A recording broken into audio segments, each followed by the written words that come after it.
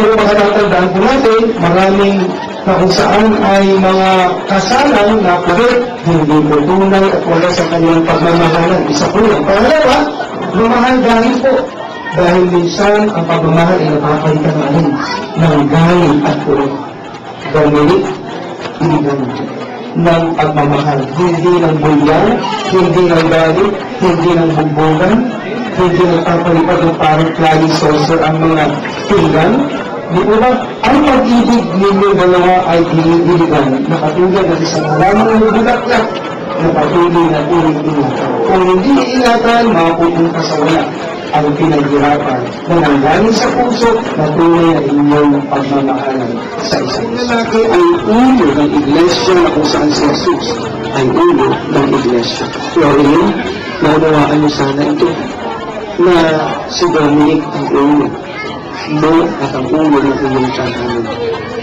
Nang ibig lamang sabihin, baka dumating ang punto ng buhay na ikaw ang mas may malaking sweldo at ikaw ang naggagawa ng butter, ng bread, ng pinapay, ng bigas sa loob ng tahanan at mas maliit naman ang sweldo.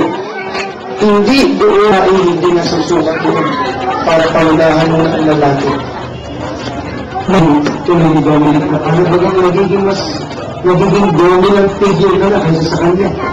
Maalala mo naman, sabi ng Biblia, ano bang estado ng buhay, ang babae o patuloy na nagpapasama. Di paano? Kayo ba ay nangangako sa harap ng Diyos at sa harap ng kapulunan ito? Nagagawin ninyo sa tulungan ng kapal ang lahat ng mga makakaya. Upang ipakita sa Diyos sa iyong mga magulang, sa mga saksi na narito ang inyong tunay at labas na pagmamahalan. Marinig lamang ang opo. Ang opo. Maraming salamat.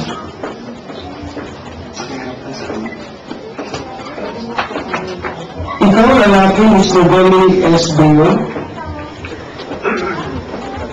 tinatanggap mo ba si Miss Tornel B. Paglia na iyong maging tunay at kaisa-isang asawa? Sa banal na matrimonyo ng kasalan ito, ipinapangako mo na ikaw ay magiging tapat lamang sa iyong pagmamahal para sa kanya habang kayong dalawa ay nabubuhay? Kapamasa, ikaw naman, babae, Miss Corinne Di Paglia, tinatanggap mo ba bilang iyong asawa si Mr. Dominic S. Bayon? Sa banal na matrimonyo ng kasalan ito, Kristiyanong kasalan ito, at ipinapangako mo sa Panginoong Diyos sa matrimonyo ng banal na kasalan ito at sa iyong mga magulang at mga saksi ang iyong wagas at tapat na pagmamahal sa Kanya at para sa Kanya lamang habang kayong dalawa ay malubuhan. Opo. Ako sa Dominic Jonat Bayon, nagpinatanggap ka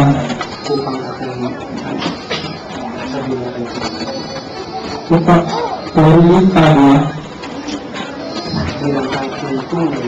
kung tunay na aking asawa at pinapangako ko sa harap ng Diyos na mga saksi na ako'y magiging tapat sa iyo at sa iyong araw ng aking hinigalan sa suportahan tutulungan pangalagaan magiging tapat namin sa iyo habang ako kami dalawa na nagbuhay. I love you.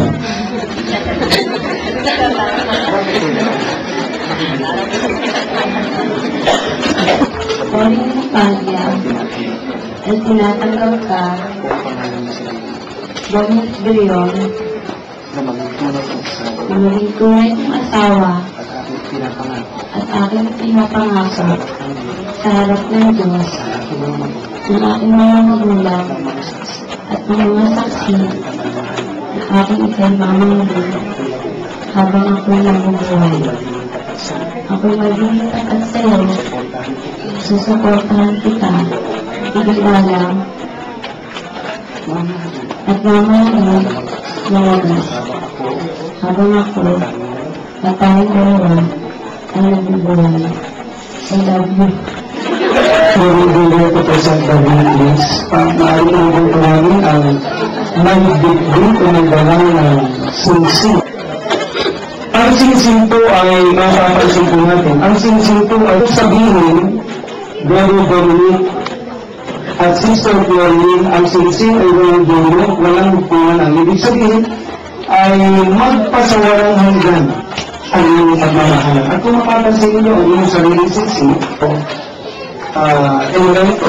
At ito ay nawasa dito na ibig sabihin, dalisay ang inyong pagmamahalan. At bago po ibigay ito sa isa't isa, tumakas. To my husband, a happy wedding day to the man I want beside me every night for the rest of forever. I love you. To my wife, the roses cakes, anak, saints super sweet, Persian sunset, Valentine was man, forget. Then I said, "Time girls, while kissing girls that blew every day, I find myself more.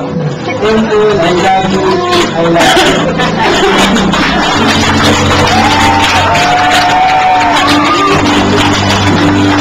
Siguro excited lamang po maya-maya sa bawat isa.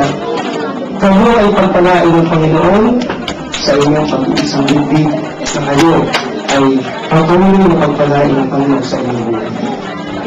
Pinagkakalog ko, ibinibigay ko sa sinyo. Ang sinsinan ko, sino lang ako. Maraming oras sa pagmamahal para lamang sa'yo.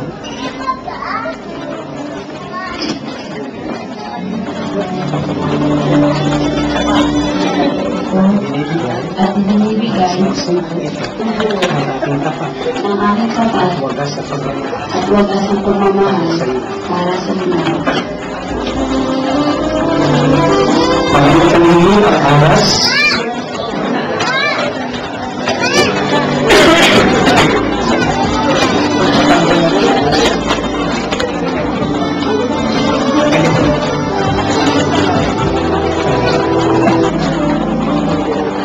Dominic, nagsasaad sa Deuteronomy 28:8, sabi mo, the Lord will command the blessings to come to you, to your house, and to all which you submit, and all to which you set your hand, and the Lord will bless you in the land the Lord is giving you. Ang aras ay nagsisimbolo ng hindi ng kahirapan, Dominic at Florin. Ang Biblia ay hindi naniniwala sa kahirapan. Ang Diyos ay akda ng kasagalaan, pagpapala, magandang kabuhayan. Ang Diyos ay may akda ng tinatawag na kasamanan. Kaya ang aming panalangin para sa inyo, kayo ay pagpalain ng Panginoon. At may dagdag pa ako, ang aras ay nagsisimbolo ng kayamanan at pagpapala. At hindi naman kung ano man ang inyong tinatangkilik, Dominic, hindi naman ito Florin. Ito yung inyong pagsasamahin dahil kayo ay pinag-isa ng ating Panginoon. Meron tayong kaugalian, Dominic, na kasawang Pilipinong lalaki ay palaging iniintriga ang lahat ng nasa kanya para sa iyong kasama. Tanggapin ninyo ang simbolo ng pagpapala ng Panginoon. Ang buhay ninyo ay nakapanood sa kalooban ng Diyos. At ang kalooban ng Diyos naman ay pagtanhain kayo ng kayamanan, kasagalaan. Kasama na ang buhay ng mga hanggang at kasama na ang tinatawag na maganda at maayos na kalusugan. Tanggapin ninyo ang kasagalaan ng Panginoon.